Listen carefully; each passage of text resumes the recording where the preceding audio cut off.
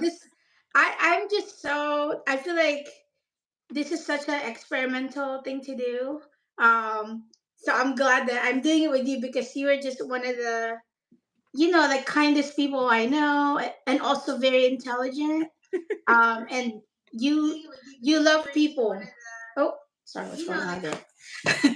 Yeah, you just love people, and you're always helpful to everyone, and so I feel like you would be understanding, and just like you're a true scientist. So that's what I'm trying to say.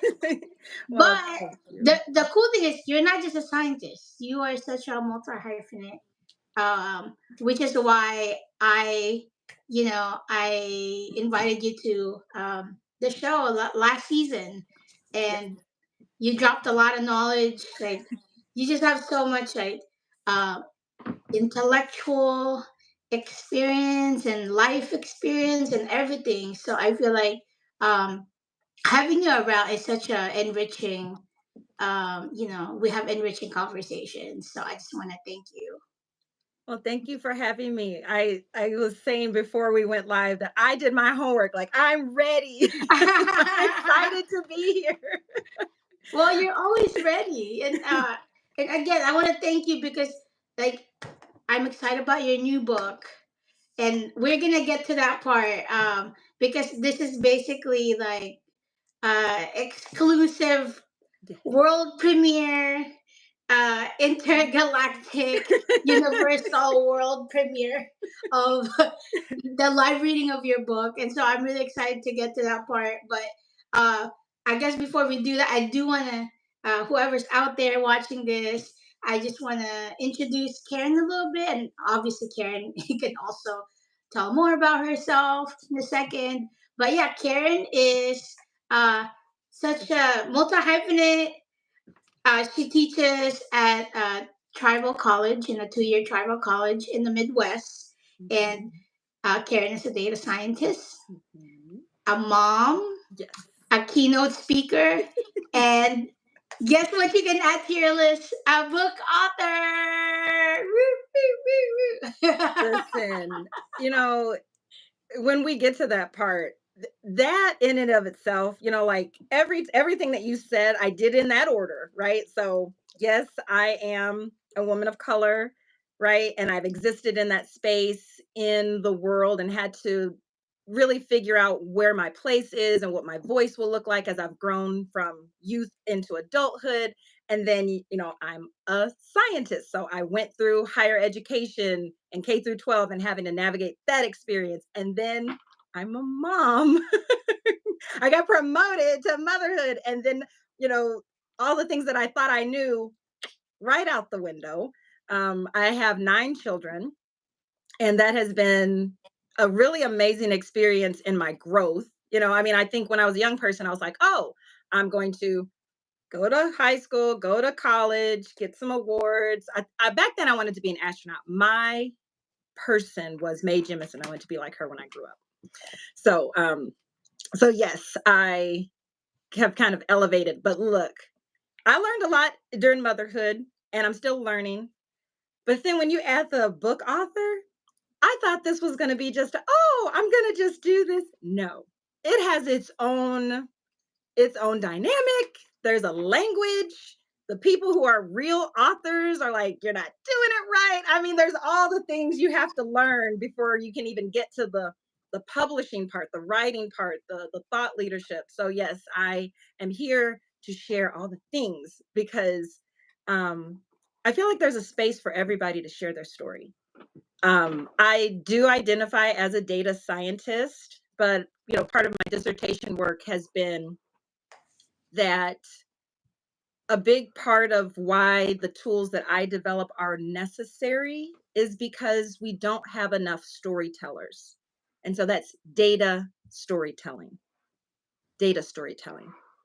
So it's important. It's important to not only give people access to these tools, but it's important to also let people know that these tools are not just for the elite, because not only are they already in use, but they're being used to affect our everyday lives anyway. And so if you want to be part of that story, you need to have your own autonomy and your own voice. So Yeah, so no, yes.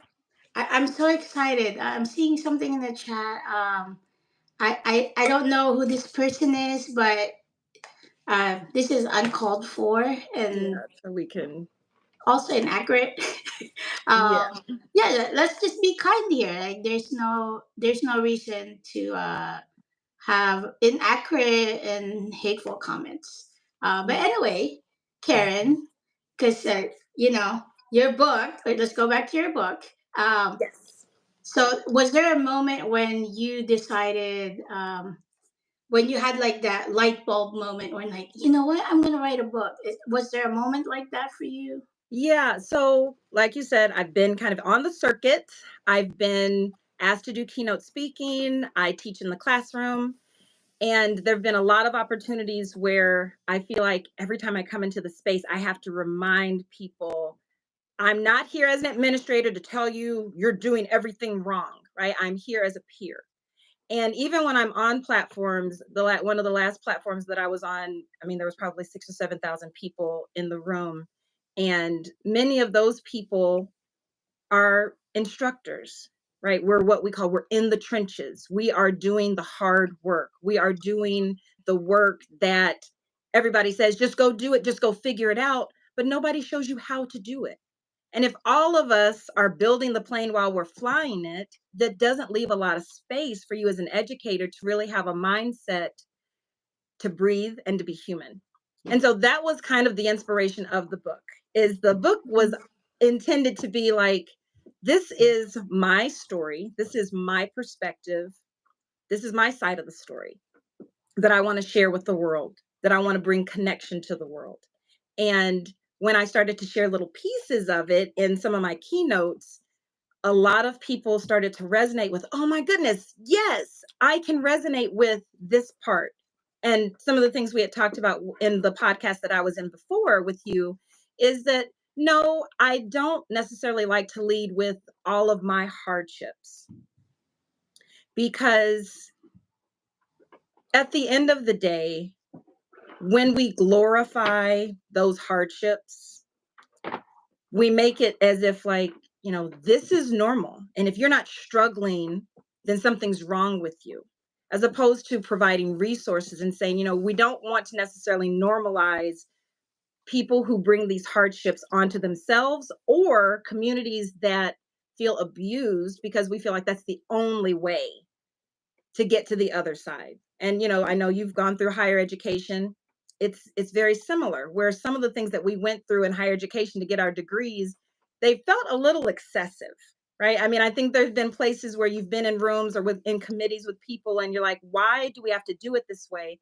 And a lot of times people are like, well, we're doing it that way because um that was how I was treated, and you need to be treated that way. And that's not true.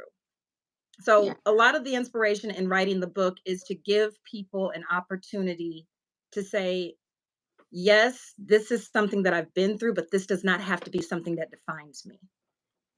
So it's kind of like I think when you're doing your dissertation work, one part of it is to have your positionality.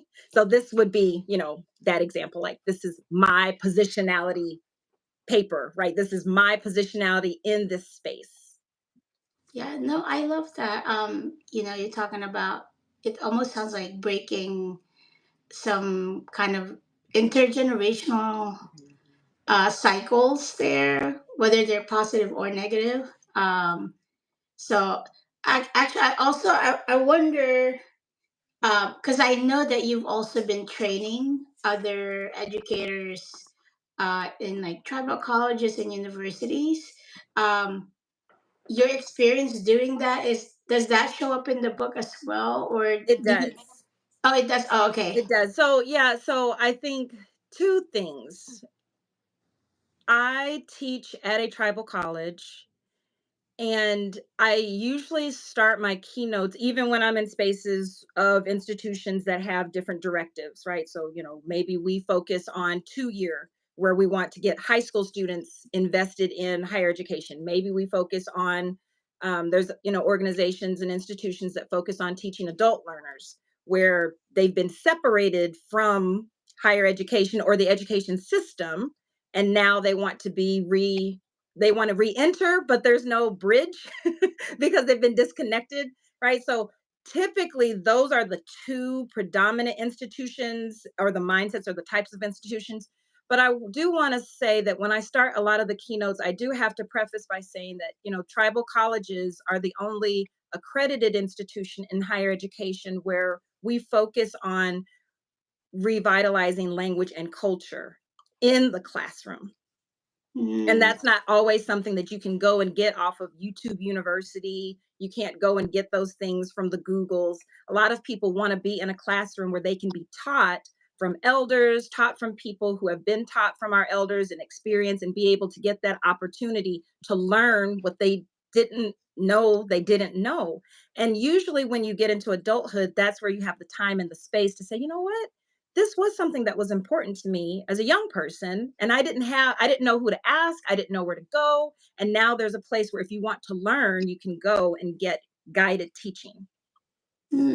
okay. Yeah, no, I love that. Kind of like honoring uh different ways of getting knowledge, right? Not just Mhm. from textbooks Right. and not necessarily just from your teachers, but Right. also from like that wealth of knowledge, even from your elders, your family members, and Mhm. your peers. So I love how like there can be knowledge that is obtained outside of just this textbook method. So yeah, cool. Okay. This book, do you dedicate this to anyone? I'm not I sure. did, I You did? did. Okay. So, that was the other thing. When you become a book author and you're just like, "Oh, I wanna write the book," and I've focused on all the things in the middle, right? You've got these Mhm. chapters. One of the things that I wanted to make sure is that some of the things that I repeat a lot at my keynotes, I wanted to put that in the book so that if I come to an event or if I'm invited to do a talk or if I'm invited to do a workshop, that this was okay, here's your homework. Start with this book so that we're all on the same page when we start on day one. So it really was geared for people who I'm coming to present to them. But I also thought there are there are tidbits in this book that could help anybody. It's not exclusive to people who are teaching in higher education or teaching in K through 12 because this algorithm, the AI world, it's affecting everybody. Yeah. And up until 2022, it was a back end sort of thing, right? It's like, oh, the software technology that studies my face so that I can unlock my phone, right? And then we started to see that, well, if your face is supposed to be unique to you, why are other people able to get their phones unlocked easier, right? And then we started to say, well, maybe that algorithm wasn't studied on people with different skin tones, right? And then the studies started to go even deeper. That was in the beginning. Nobody had access to that. We were just using stuff. In Mm. 2022, then you had the adoption of open AI, where you have these tools that anybody can use and experiment, and the world is really open to exploration. And so there's those two kind of thought processes that, like, well, AI, this is some kind of math thing that's over there. But after 2022, really this AI thing, this algorithm, this new way of thinking, this new way of life is really going to be something that affects everybody. And if you don't know where to start, which is what I hear a lot, because in higher education we were just told figure it out. Figure it out. You need to be a better teacher. You need to figure out how to assess your students. You need to figure out how to improve.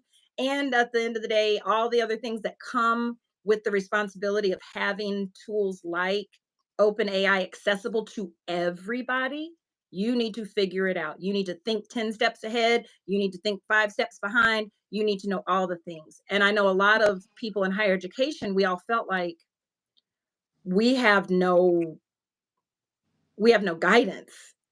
And a lot of people, um, I think it's going around somewhere on social media where people are pulling back the newspaper articles about when calculators first came out and how Oh, people were so anti, some instructors were like, calculators are going to take away thinking and no calculators. I mean, that wasn't that long ago. I mean, I was born in the 1900s, but it wasn't that long ago, Yeah. right? Yeah. And so when you think about when that was something that we were trying to protect, higher education and the education system, it needs to look like this. And then we kind of adapt it to the Bloom's taxonomy. This is how we measure thinking, and this is how that goes. When you have all these tools, now you have to rethink, am I really assessing, and what is teaching, right? What do those things look like? And I think that there's this narrative going around that somehow access to these tools is going to rob the integrity of the education system, right? That's going to rob the integrity of what learning is, what it is to have a teacher, a mentor, in your life. And everybody is allowed to think what they want. But the problem is, everybody goes to a 9 to 5 job. We still require degrees for certain jobs. We still require certain licenses. Right, we have all of these requirements um, in your everyday life, but there's no guidance in the objects that are happening around you at the same time, right? The rules, the credits, the assessments, what counts as learning. Everybody is still trying to figure it all out on their own.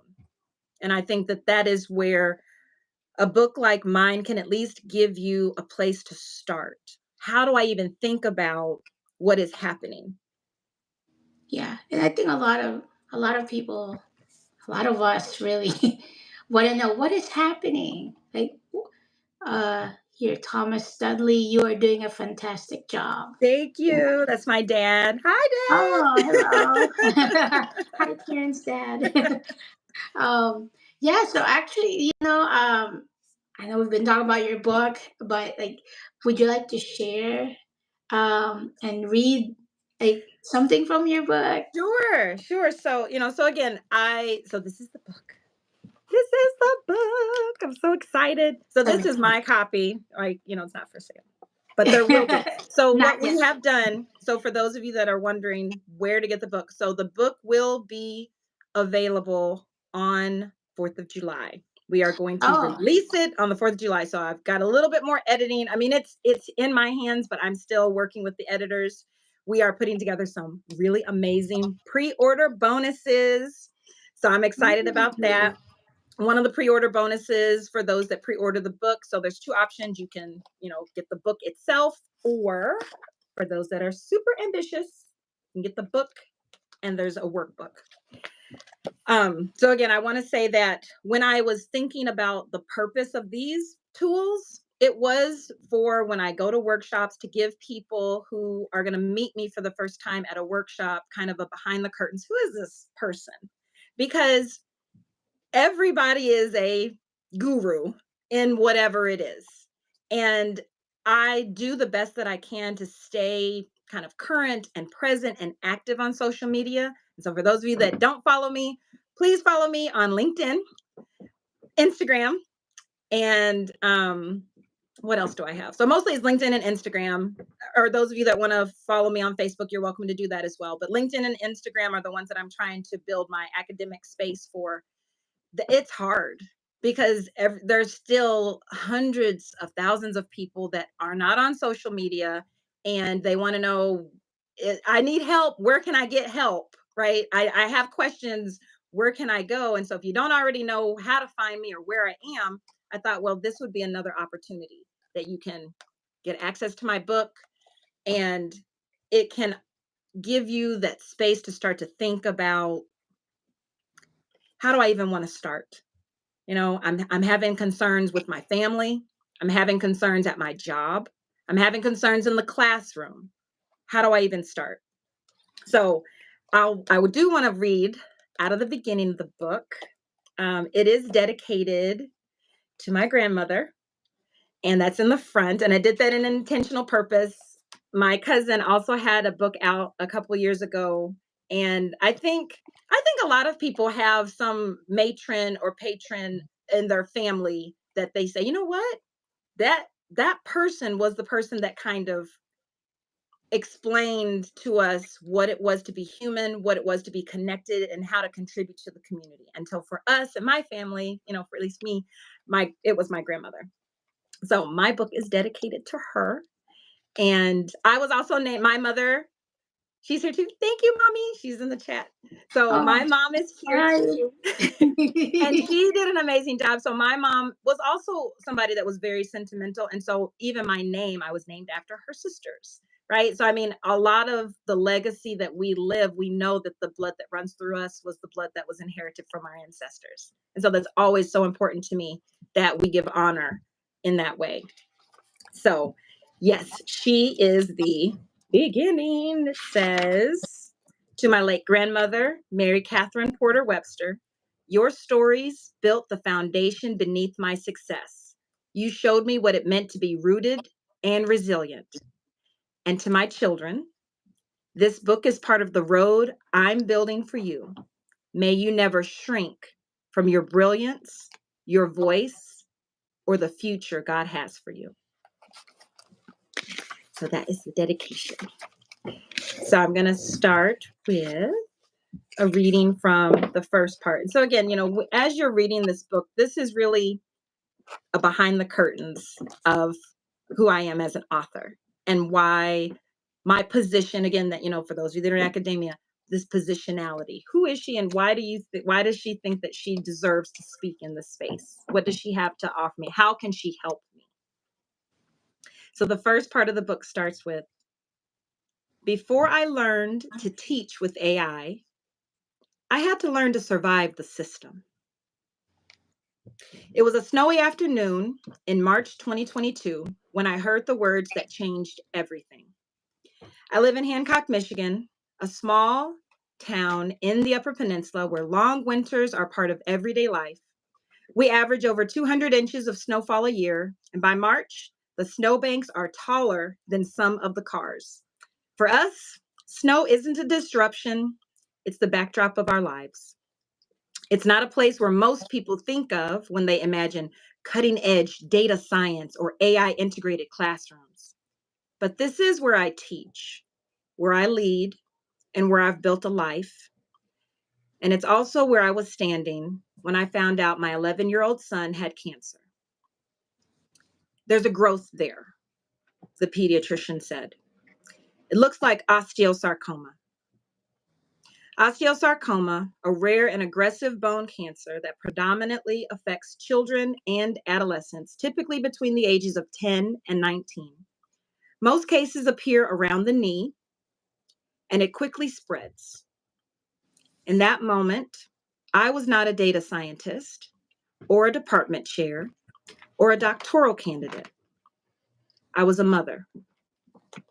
My son was 11 years old, and we had gone in because of a nagging pain in his leg. I thought it was growing pains. I hadn't imagined cancer. The snow outside was piling up, and all I could think about was how to get home safely, how to protect him, and how to explain to the other 8 children that their brother was sick. I didn't have time to process because survival mode took over like a well-rehearsed routine. What most people didn't know was that survival had already been a comprehensive part of my full-time job. I was a homeschooling parent. 2 of my children were enrolled in college courses. I was the lead math instructor at a rural tribal college, which meant I was the entire math department. I was starting my dissertation work in computational science and engineering. I was advising students, serving on faculty committees, and navigating institutional politics. My husband traveled almost full-time for work. I was exhausted and expected to keep everything running. But none of that mattered now because my son had cancer and I had to figure it out and keep it all together. That's just a little bit about, who I am. And not that I wish the trials of Job on anybody, but when I go to work, when I show up in places, that I show up in a way that is powerful and it is strong because of what I've inherited from my ancestors. And that is something that when you exist in these spaces and these tools, right, these algorithms are making decisions about us and judging us, they don't know anything about us. I've been through some things. I've survived some things. But what I'm hoping is that what you learn out of this book will get you out of survival mode and will help you to thrive.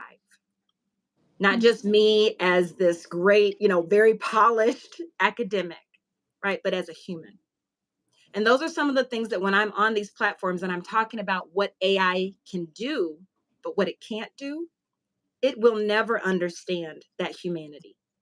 We're not machines. And I think that there's this belief that we're in this space now that because AI exists, that it's going to take over and our entire lives are going to be automated. We're not there yet. And I don't think I ever want to be there. Because what I'm hoping is that before that revolution takes over and gets out of control, that we humanize it first. That it's not just for this elite group. Like I was saying, when it came to higher education, the administration looked at faculty and said, this might be a problem. You need to go figure that out. Right? We don't want somebody else to figure it out for us. We want to be in the middle of those decision-making parts. And I mean, that makes sense because, everybody has unique needs and unique situations. So it makes sense that, for you to be able to self determine Mm-hmm. like how you want to use the tool or how you want to live your life, right? So thank you for sharing that. We do have more comments here from Sharon. I don't know if you're related. You have the same last. Yes, that is my oldest. Oh, can't From wait for the another book. time zone. I know. I'm so proud of her. She is amazing. When I was writing this book, so the book has always been in my mind. I feel like the book has always been a part of like the backdrop. But when you actually sit down and have to like, right?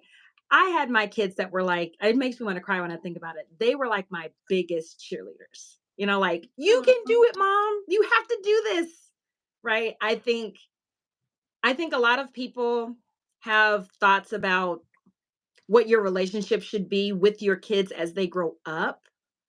And we don't have enough examples of what it looks like for you to have children and to watch them fly. Like nothing makes my heart just blossom like watching you pour into your own, pour into your humans, pour into your humans and to watch them just flourish and fly because my blood runs in them too. Wow, wow. Thanks for sharing that. I think this is a very unique live moment where there's actually three generations of you here right now, right? And like your mom has said, I'm very proud of you. They're And gonna then make you're me saying, cry. I'm proud of you to your daughter. Mhm. And we just have this three generations happening in this like very unique moment and time. And I'm just like my heart is full that this is happening. Like and and that I'm here to humanize AI for me. Oh. And then Shaina, I don't know if I'm sorry for Shayna. Shaina. Okay, I love the reading, Karen. You're powerful. Bushu Wow. Miigwech, Shayna. Yeah, and actually, I didn't know that there was a workbook with your, Yes. and this is definitely an Easter egg that I did not anticipate. Listen. Okay. So I did my homework, right? So what was happening is I would get invited to go to these places and talk and to teach. And some people say, hey, can you stay and do a workshop? And so I'm like, sure. So I thought, okay, this book would be a good give you some background information so that you kind of know my positionality as the person teaching you. Because I think that's important. I think a lot of people are experts and very polished. And so I want you all to follow me on social media so you can see that I am not perfect and polished. I mean, and this situation, I hope my mother sees I spent a lot of time studying the Googles to figure out how to make myself look like this because she knows that I have a teeny itty bitty house. You look But like you're in a studio. exactly, I have You're made in my the own. Karen studio, like for Listen, hey, hey, follow me. Follow me if you want to make a closet look like a podcast studio. This is a, For a this should nickel be a 99. video how you made it. You can make. I see laundry. I She's don't see joking. anything.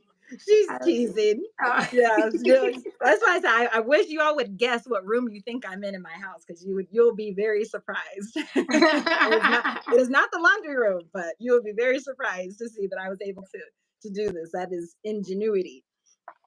So So, yes, when I come, the other thing that I've learned is that even in the age of technology, some people they just want to write. They want to write on something. They don't want 5011 tabs open while yeah. you're trying to, okay, now click to this and go here. I do a lot of demonstrations of how to teach, but I've noticed that some of my most powerful workshops are the ones where I print the paper, I staple the corner, I pass it out, and then the instructors can put their heads together and, with pencil and paper. And there is an adaptation. I think his name is Tom Yeo, and his is called AI by hand. And Mm, so I have a similar thought process, right? The math by hand. And so in my classrooms, depending on which class you take, I even try to adapt that with tools like Remarkables, where you can still get that handwritten experience because there is something about the way that the brain learns and the way that you connect that yes, we can do a lot of the typing and we can do a lot of the annotation by voice. And I think that there's a lot of learners that does create an inclusive experience for them if for whatever reason you can't or that's a barrier for you. yeah. 'Cause listen, my son is not in a wheelchair anymore, but when he was full time, this world is not handicap accessible. And then as a mother that had a teenage son, when we would go out alone, my biggest fear, it wasn't snakes and alligators, it was bathroom doors Mm, that push. Because I'm thinking if he's in his wheelchair and he pushes himself into the bathroom, what if he's trapped on the other side and I can't help him? You know what I mean? Like, yeah. the world is not accessible the way that we think that it's accessible, even in the year 2025. And so I do think about when I'm teaching students who have been out of the classroom for years, what kind of tools will they need to be successful? But then I also understand that, this algorithm of learning, we've been taught that learning looks a certain way. And when you come in and you're like, I can't learn like this, but then we've been told that if you don't learn like that something's wrong with you. That's where these algorithms have built an entire institution that have told you that there's something wrong with you and that you need to be fixed. And then we have the others that there's something wrong with the teachers and they need to be fixed. And right. So it's like everybody's pointing fingers at everybody else. And we have the same problems that we've had for years because no one is solving anything. We're just saying that everybody else needs to be fixed instead of focusing on maybe it's systemic. Maybe it's the definition of success that all of a sudden we're not even sure what success is. But we know that success must come with, with trauma. You can't have success without trauma, which is just ridiculous. Yeah. But a I lot have of people are told trauma. that. Yeah. They're told that. And I know young people that are told that will purposely try to create trauma because they're like, well, I was told that if I don't overcome, this traumatic thing, that what I have to offer the world isn't valuable. And that's not true. It's like a hazing. I mean, it really is. Yeah. It really, really is. And so, from the perspective of the book, yes, I tell you a little bit about why I show up strong, but then I also say, I wish I didn't have to. I Mm, don't wish a lot of the things that I had to go through on anybody to prove that you belong here, to prove that that you're worthy. You are worthy because you're here. You don't have to prove that to anybody. But I think we've been told those misconceptions that like this is what success looks like and this is how you have to prove your worth and I have to prove my worth to you so let me go and do this crazy thing so that I can prove my value in this way that really is only diminishing you and it's wearing you out and it's wearing you down. And then we wonder why, where's all the good teachers, right? Where's all the hard workers? Well, we're burnt out. We're burnt out from playing these games of having to prove our worth to a system that really doesn't honor who we are and that doesn't reward that either. So, my little side note. So, anywho, Oh, yeah. the workbook, the workbook is the paper form that as you are trying to think through, okay, I read the book and I understand that maybe I've been thinking about this in a way that's not serving me. Maybe I've been thinking about the way that I teach, the way that I learn, the way that people learn, the why. Maybe I've been thinking about it completely in a way that's not going to make progress in the year 2025 and beyond. But what do I do with that? And so this is a book that really walks you through how do you want to think about what success looks like in your classroom, what success looks like in your life. Something else that I want to mention is yes, AI is growing and it is manifesting in ways that are faster than anything that we've ever seen. And there's this narrative that because it exists, that it's going to take learning away from people. It's going to, diminish or water down, the learning experience. But let me say this. Google has been around for decades. YouTube University, thank you YouTube for this platform, right? YouTube University has been around for decades, and the existence of those tools has not inherently negated the need for a teacher and for structured learning and for community. Does that make sense? Like we haven't said, well, because Google is there, I guess nobody needs to go to high school or elementary school because you could YouTube anything and you really can. And a lot of people are wasting, like me, hours trying to find the one person that says it or explains it the best way.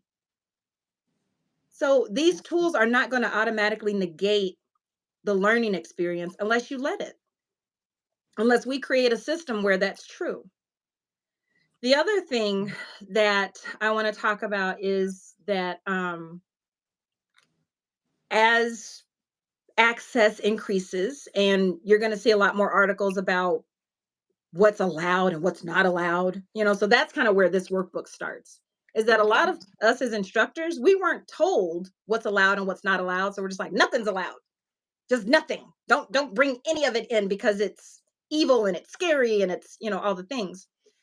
But then on the back end, we have all these boot camps and these initiatives to bring AI to our kids. We got to teach the kids because the kids have to know. And I love the kids, right? I was a coordinator for a STEM program for many, many years. And it was powerful to watch those aha moments, right? To watch those young people that didn't think that they identified as a scholar, let alone a math scholar or a STEM scholar, start to imagine what that could look like.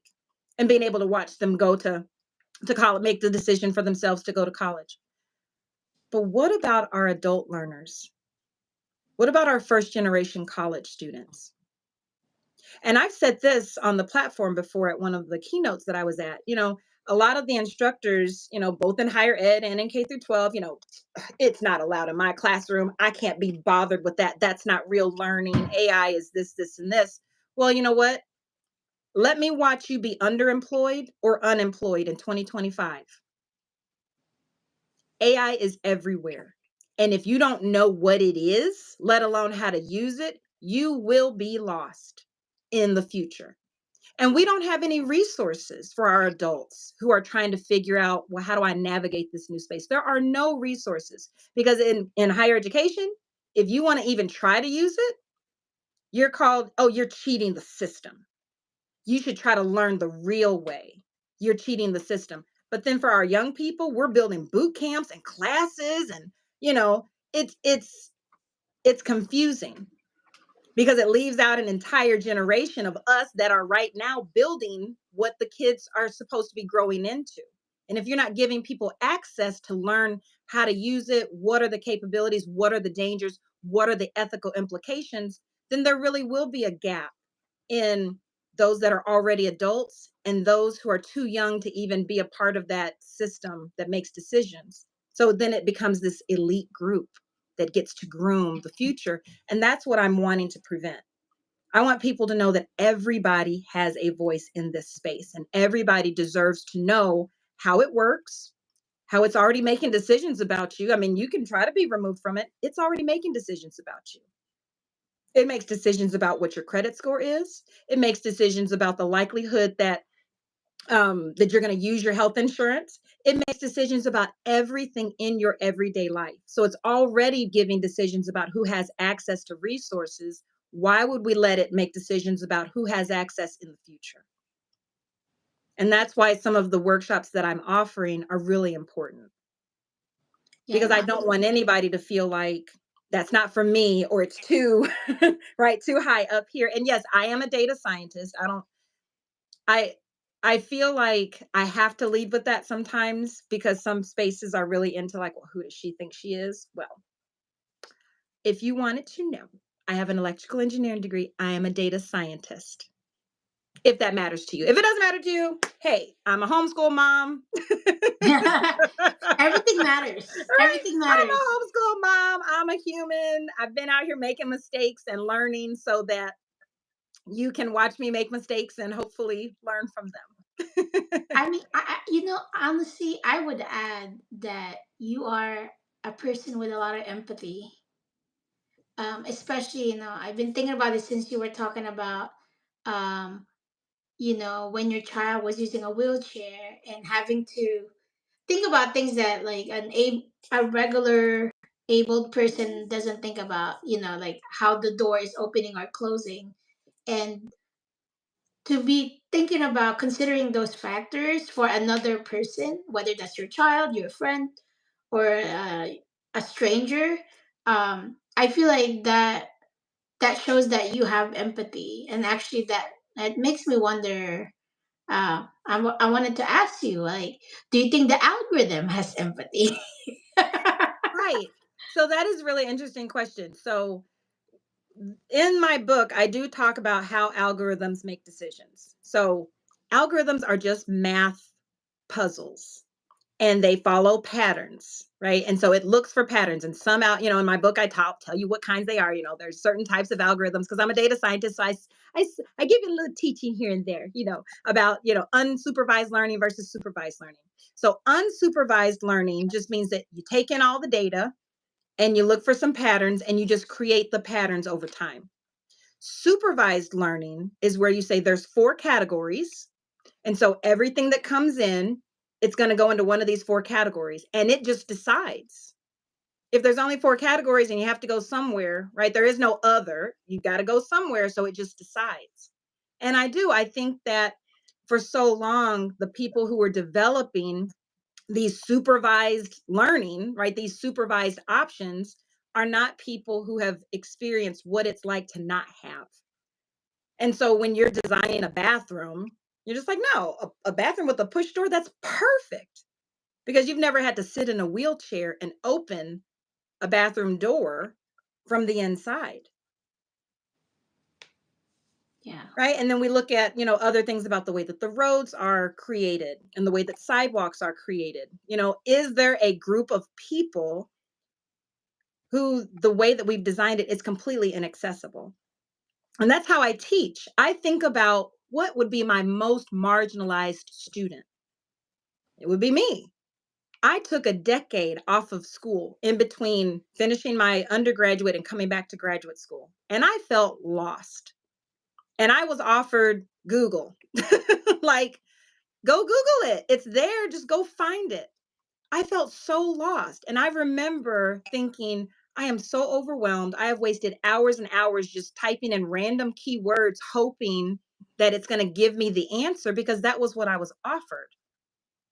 I can't imagine offering that same response to my students. And so when I plan my classroom, I think about what would my most marginalized student, what would my student that has been out of school that would feel so intimidated, that believes that everybody else is smarter than them or everybody else has access to tools but they don't, what would they need? Because what I have found is when you make an elevator, we don't stand in front of the elevator door and ask people, why do you need to use the elevator? "Hmm, okay, you're good." No, we're just like, the elevator's over there, the stairs are over there. Everybody's going to the second floor. We might question why you're taking the stairs if you have a bunch of boxes and backpacks, but I mean, you know, do you? Right? But we don't stand in front of the elevator and ask, why do you need the elevator? Hmm? You'd be surprised. Like why are you taking the elevator? It's just the second floor. Right, right. Yeah, It's I've like, heard that. you know, but it's like we offer those choices and then we let people choose what best suits their needs. Mhm. Now, I myself have dragged a stroller up the stairs. It is not fun, but I also didn't want to wait for the elevator. You know what I mean? Yeah. Like, Yeah, I it's have a choice. situational sometimes. Right, Yeah. it's situational. But it wasn't because somebody was standing in front of the elevator asking me to justify why do you need it? Mm. Who do you have proof? Can you prove to me that you need the elevator? Let me decide for you, right? Elevator That's police. right.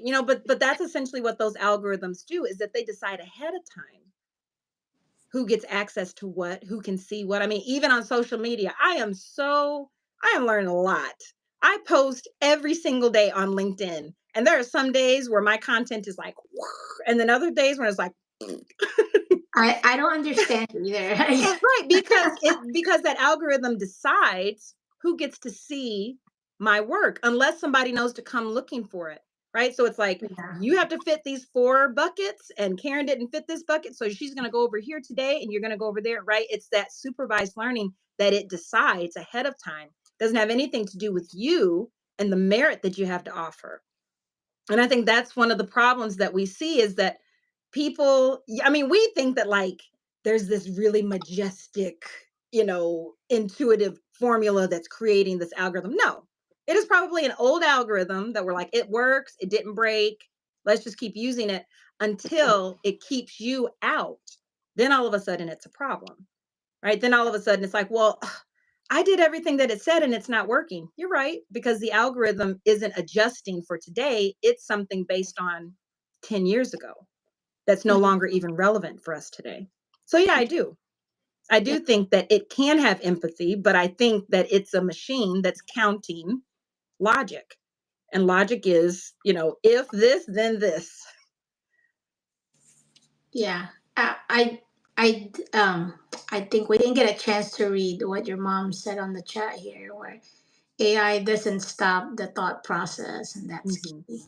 Yeah. I think this is when you were talking about we've had Google for decades, Hmm. but it didn't. We still had to go to school. We still had to go to Right. high school.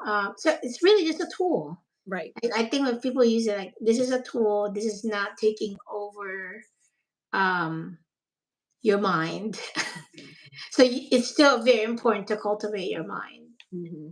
but also how to use this tool effectively, which Right. sounds like that's part of that reclaiming, right? And that's Right. actually part of the title of your book. Yes, yes, because there are some ethical implications. I am definitely on purpose. I'm teaching a class at the tribal college this summer called Storytelling with AI and an analysis of Anishinaabe language and history.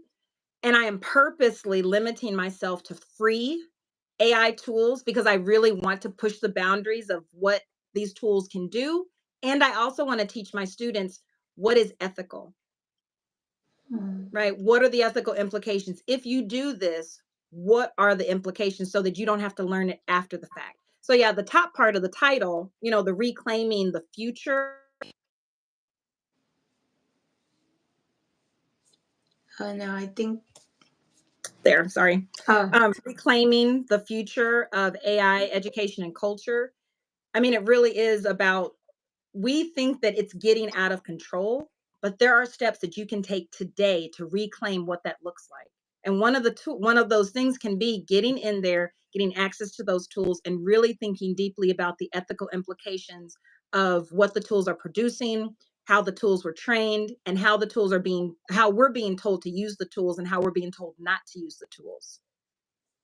yeah, I think this portion of it, because like you're breaking down what AI means, what the algorithms do, and then also that reclaiming portion, along with your workbook. It sounds like you're presenting theory, but also you're presenting the practical aspects as well, and that's what I really like about this uh two deal. The bundle. Yeah, the bundle. There you go. The bundle that you created here, because I feel like you read books, and even if they talk about practical things, sometimes like, oh, it's still like kind of theoretical, right? Mhm. So in having that workbook, I feel like it becomes real. Then you're really like um, cultivating this reflective uh, process on how you're thinking about these concepts, but also maybe applying these things that you just learned from your book Right, right away. right, So right. it does make it like, how does that relate to me? And Mhm. I think that's what I find astounding about your bundle here, uh, because it's very hands on. It sounds like, or it's very Mhm. practical, and yeah, and I feel like a lot of AI books, it's always like, yeah, AI this, AI that. But like just bring it to the ground level and to like the 4D or whatever you want to call the dimension that we can touch, this dimension that we're in, and just making it less abstract and actually like almost tangible. So I feel like the workbook part of your bundle makes this more tangible, like makes AI tangible, at least the concepts. Yeah, and I tried to design it in a way that it's like, okay, if I need to start. Where do I start? It starts at the very beginning and then it walks you through this is what you can do. And now I need to go teach my students.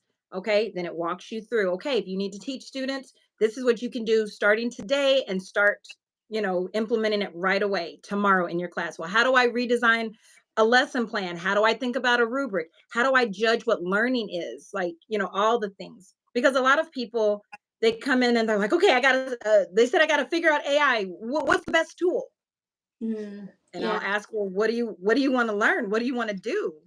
Um, because like I said, the class that I'm teaching, I'm purposely limiting myself to the free versions because I really want people to know that you could spend like $200 a month in subscriptions, right? I mean, you could teach all the things, but at the end of the day, if you don't know what you want to do, it's no different than Googling all these, or wasting hours and hours on YouTube University.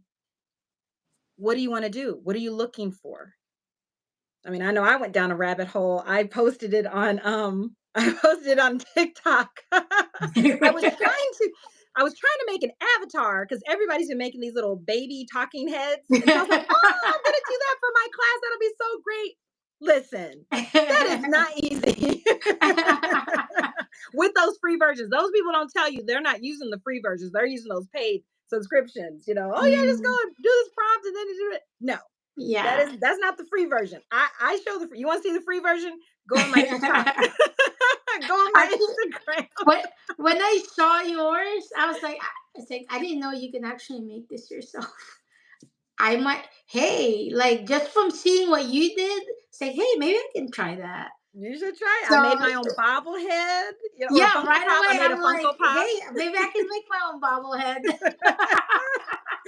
Yeah, and then you could like open up your podcast every day with your Funko With a Pop. little bobblehead. Today, our guest will be. Oh, don't give me ideas now. Come on. No, I'll give you ideas. You'll spend the next 17 hours trying to automate it. That was the mess for me. It was so bad. It was so, It's but time to hire an intern. right. I'm gonna have to. I am. I'm gonna have to because I think that was the one thing that I was trying to figure out. How on the earth do these algorithms and these social media platforms work?